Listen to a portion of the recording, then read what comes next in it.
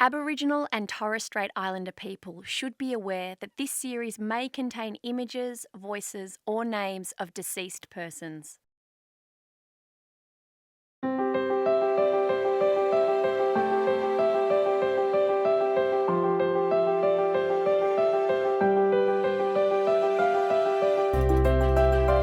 This episode, Travelling Country, is part of the series that looks at the land.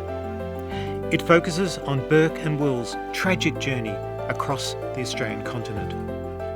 We'll explore the differences between Indigenous and European perceptions of the landscape. We'll begin in Canberra and we'll end at a striking statue in the very centre of Melbourne.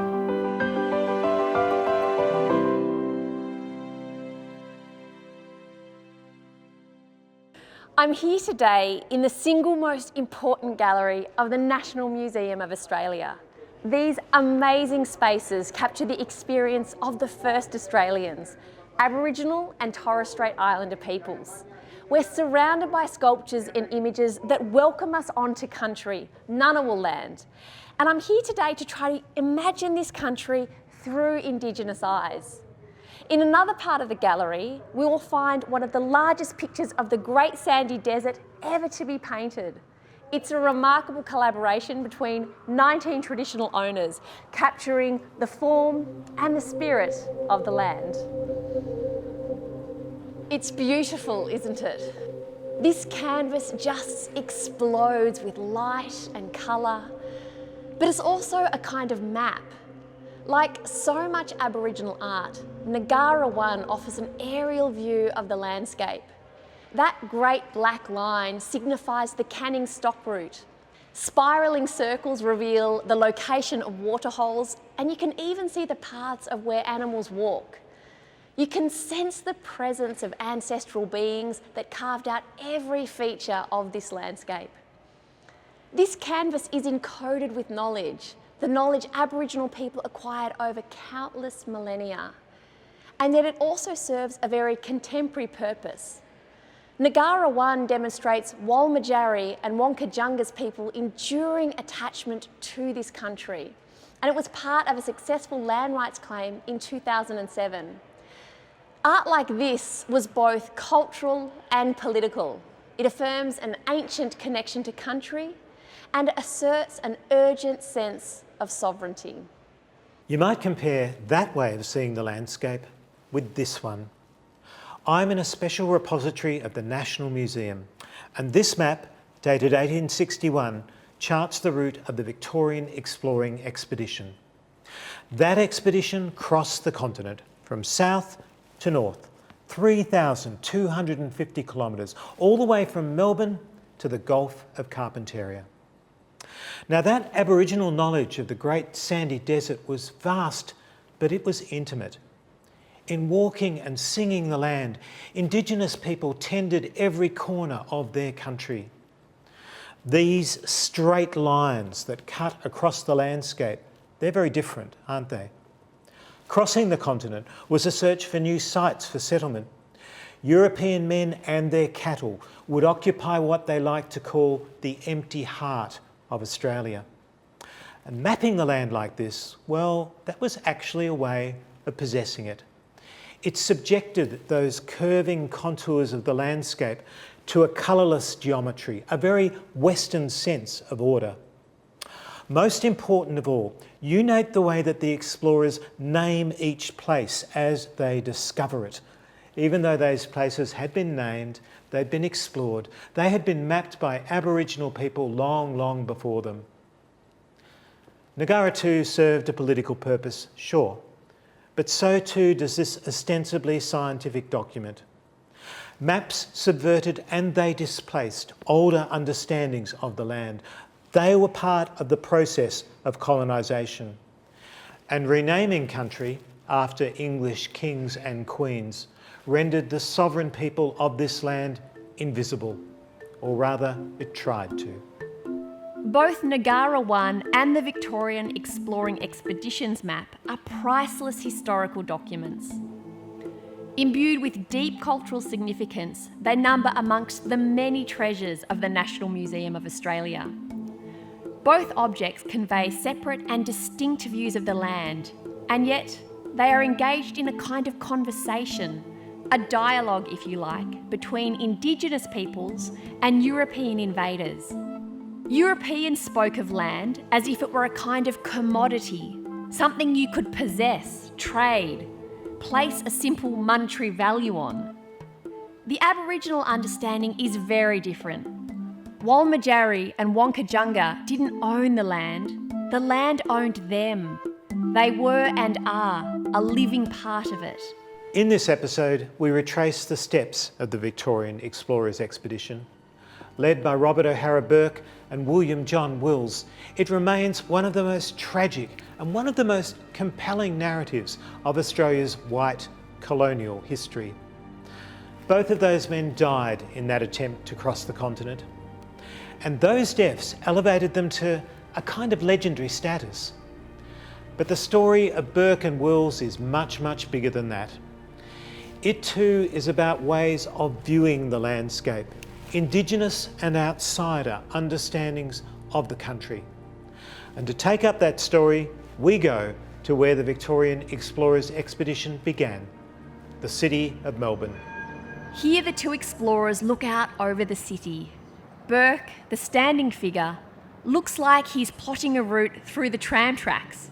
Erratic and quick-tempered, it was his misdirected leadership that ended in disaster. Wills, the expedition's astronomer and navigator, holds a map in his hands, symbolically charting their way across the continent. Monumental art like this told a heroic story. These two great men occupied this civic space in the same way that they mastered the interior. But did they really? A series of plaques circles the base of this monument, and reading between the lines, they tell us a very different story. There are 19 men in the expedition, but few have any experience of life in the bush. 6 wagons carry vast quantities of food and over 20 tonnes of equipment. Aboriginal people travelled lightly and lived off the land, but these heavy wagons were bogged down in the mud within miles of Melbourne. Even the innovation of those camels was something of a disaster. Acclimatisation societies were all the rage in colonial Australia. Amateur zoologists introduced one species after another, determined to improve, and that usually meant Europeanise, the landscape. Some 26 seasick camels were eventually landed in Melbourne from India. Ships of the desert, the Royal Society called them. But there was just one problem with this. The desert Wills and Burke traversed was nothing like the rolling sands of the Sahara. Sharp rocks littered the plains of inland Australia. Soon the feet of these poor, ungainly creatures were cut to pieces. Working with those camels posed another challenge. The expedition recruited 3 Afghan cameleers from the northern frontier of India. It was their skill, their labour, that guided that jolting caravan across the desert. And that's telling us something very important about the character of early exploration in Australia. Burke and Wills were hailed as very British heroes, and yet the Victorian Exploration Expedition had a distinctly cosmopolitan character. The party included Germans, Scots, Irish and Americans, and their faiths were just as varied: Protestant and Catholic, Hindu and Muslim. The infant colony of Victoria, a distant outpost of empire, harboured this kind of cultural diversity. And in time, Indian and Afghan cameleers would carry goods to every corner of the continent. 86 days into the expedition, the party reaches Cooper's Creek. This is the furthest point of European exploration. And there Burke faces a choice. Now, a cautious man would wait for the stores to come up, wait for cooler weather. But determined to be the first to cross the continent, Burke, Wills Charles Grey and John King make a mad dash to the Gulf of Carpentaria. It's over 500 miles away. They travel in heat of up to 50 degrees Celsius. Grey dies, probably of dysentery, on the return journey. It takes a whole day to bury him. This plaque captures the moment those 3 survivors returned to Cooper's Creek. The depot had been abandoned within just hours of their actual arrival. Beneath a tree marked Dig, they find a few weeks' rations. They're exhausted, they're malnourished, and they are on the very edges of survival.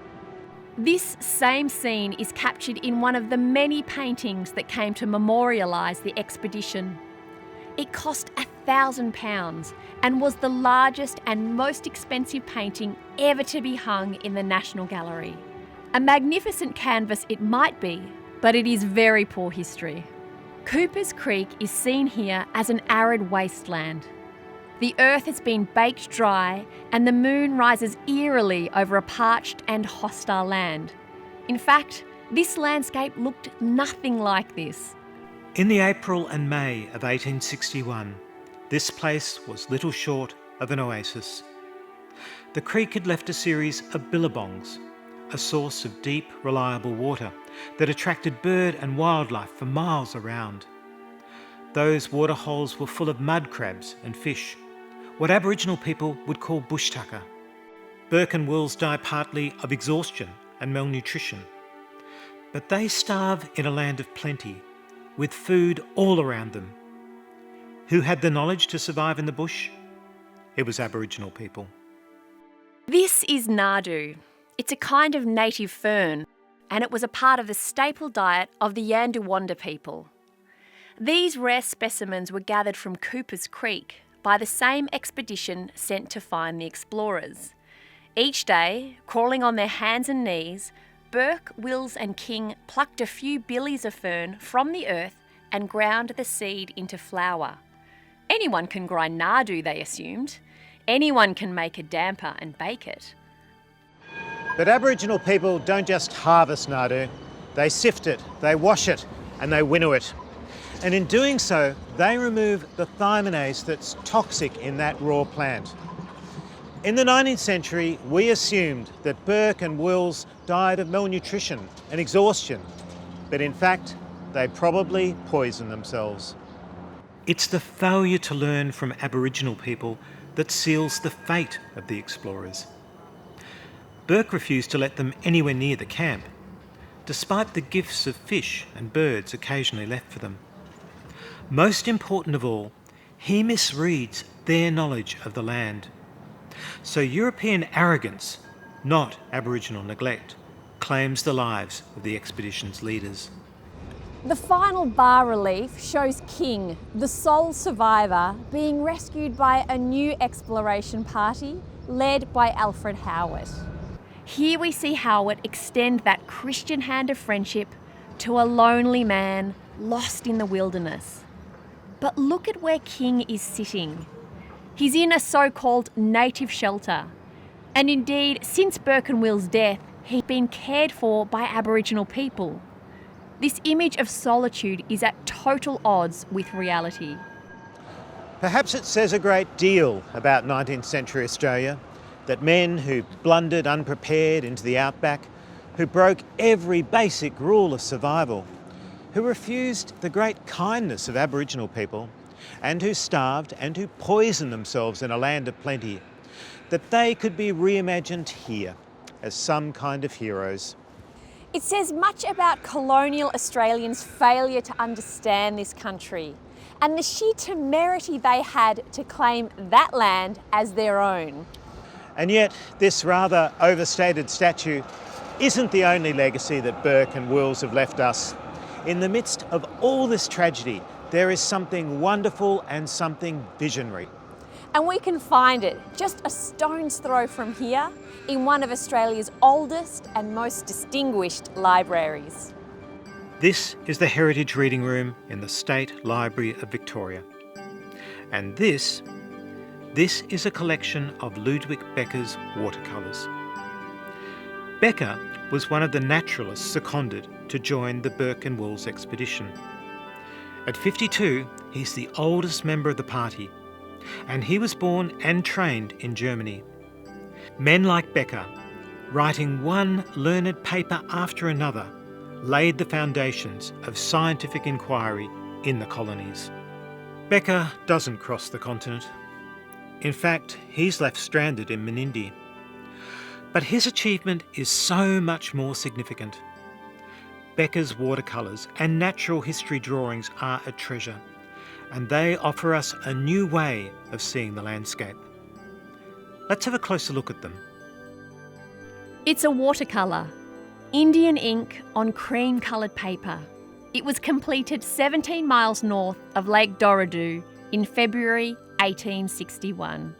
You can see how attentive an artist Becker is. Beneath a detailed sketch of this lizard, there are equally detailed notes on its behaviour and its appearance. And even the notation gives you a sense of Becker's excitement. I caught this fine lizard in the midst of a desert-like plain. It was running very swift over the sand. The drawing he adds is of natural size, and the colours are taken while the specimen was alive. The beauty of them is gone after death. Beauty. In the 19th century, very few Europeans saw the beauty of the desert, especially where Becker was that particular day, on a waterless and treeless plain, with heat soaring into the 40s, even the lead melting in his pencil. Becker's meticulous sketches suggest an interest in the desert for itself and all the varied organisms it sustained. They are an inventory of every living thing: plants, birds, the snakes that crawl across the open plains, the fish that swam in every waterhole. Becker's desert is a place teeming with life, not the impoverished place Europeans imagined. The conventional European view of the interior saw it as somehow empty. Becker opens our eyes to the varied wonders of this arid world. Its sheltered billabongs, its mallee sand cliffs, its ancient low-lying ranges worn down by the millennia of wind and rain, and the great floor of an inland sea that once stood in the heart of the continent. This is a new view of the desert, but it's also a new view of ourselves. In Becker's brilliant study of a mirage, the shape of the emus and dingoes is clear and in the foreground. Not so the shadowy form of the men on their camels in the centre of that shimmering plain.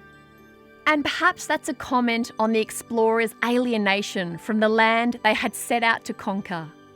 The desert is vast and it is ancient. It will last forever. The men here are clumsy intruders, fragile, ephemeral, ghost-like. It's the people who truly knew and loved the desert that merited Becker's special attention. This is a portrait of an Aboriginal man near the Darling River. He's more suitably equipped than any of those European explorers. That digging stick will find water in a dry creek. It'll crack open the skull of a lizard. That net will scoop up fish from the deepest billabongs. Those eyes know every contour of the country. Becker's journey, far more than Burke's, was a voyage of discovery. He respected Aboriginal place names, took note of their words, recorded their songs, sought out their company.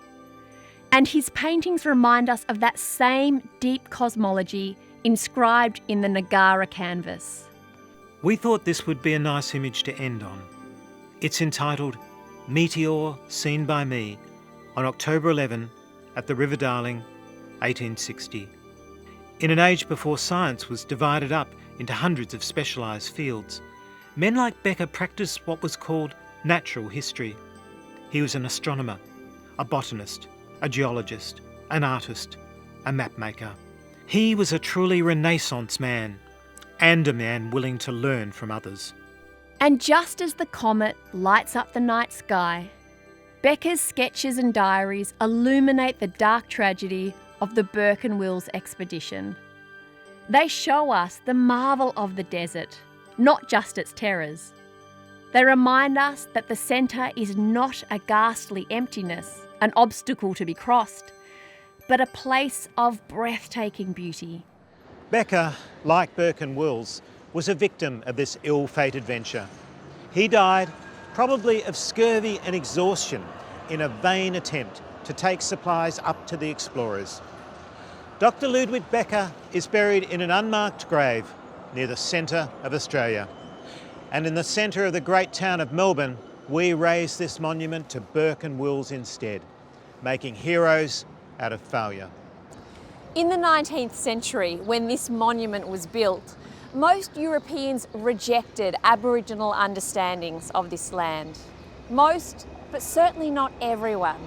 And today this country, following Ludwig Becker's example, is slowly learning to listen.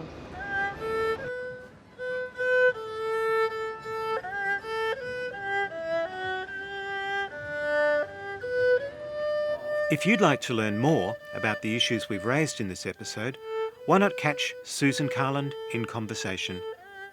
This time, Susan's talking to the anthropologists John Bradley and Sharon Falkhead in the Monash Centre for Indigenous Studies.